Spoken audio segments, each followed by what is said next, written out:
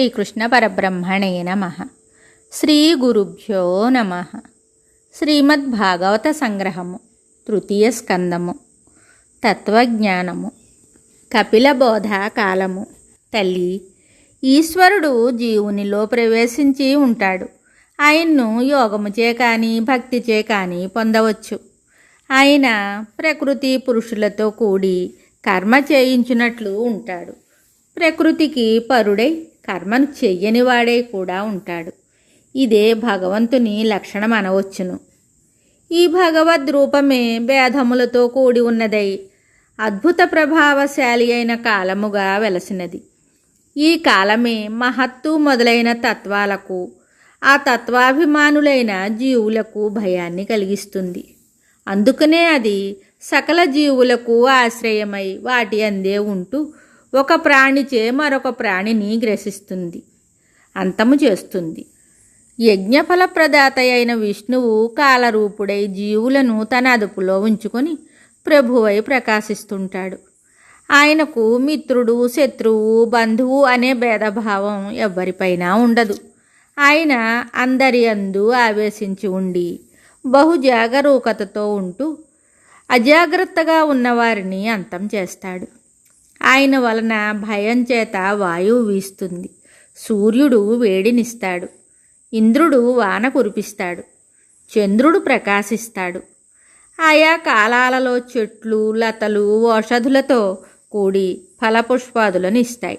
నదులు ప్రవహిస్తాయి, సముద్రాలు హద్దులలో ఉంటాయి.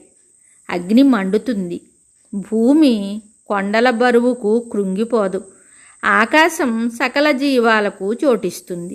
త్రిగుణాలతో కూడి ఉన్న బ్రహ్మాదులు సర్వేశ్వరునిచే సృష్టి కార్యమందు నియోగింపబడిన వారై ప్రతిదినము ఆయా సృష్టి కార్య నిర్వహణలో జాగరూకులై ఉంటారు.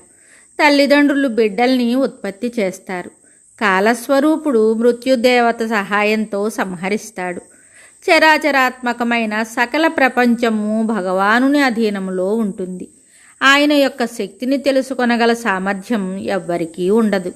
మూఢుడైన మానవుడు అశాశ్వతములైన ఇల్లు, పొలము, పశువులు, ధనము, సంతానము, భార్య, బంధువులు లాంటివే శాశ్వతమని నమ్మి వాటి యందు మమకారం పెంచుకుని వివిధ యోనుల్లో జన్మిస్తూ అనేక దేహాలను ధరిస్తాడు.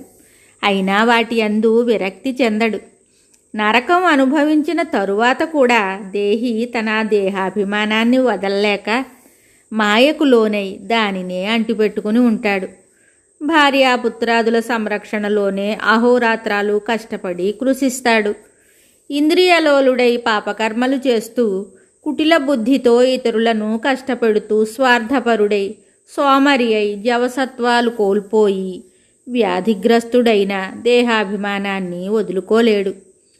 ఏ పరివారాన్ని పోషించటానికి అతడు అహోరాత్రాలు శ్రమించి కృషించిపోతాడో ఆ పరివారమే అతనిని అసహ్యించుకుని ఎసడిస్తుంది. మృత్యువు ముంచుకొస్తుంది. దేహాన్ని విడిచి యాతనా శరీరంలో ప్రవేశిస్తాడు.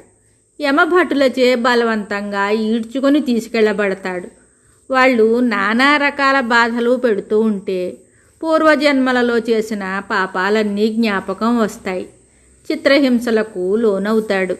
గత జన్మలలో తాను ఆర్జించిన సిరి సంపదలు, అనుభవించిన ఇంద్రియ సుఖాలు, తనచే పోషింపబడిన ఆలుబిడ్డలు, ఆప్తులు తన వెంట రాకపోగా వాటిని పొందడానికి తాను చేసిన అకృత్యాలన్నీ పాపరాశులై తనను ముక్కలు ముక్కలు చేయడానికి ఎదురు చూస్తూ ఉంటాయి. అతడు తామిశ్రం, అంధతామిశ్రం, రౌరవం మొదలైన నరకాలలో పడి దుర్భరమైన బాధలను అనుభవించిన తరువాత వేరొక దేహాన్ని ధరిస్తాడు. మళ్ళీ అన్నీ పునరావృతం అవుతాయి.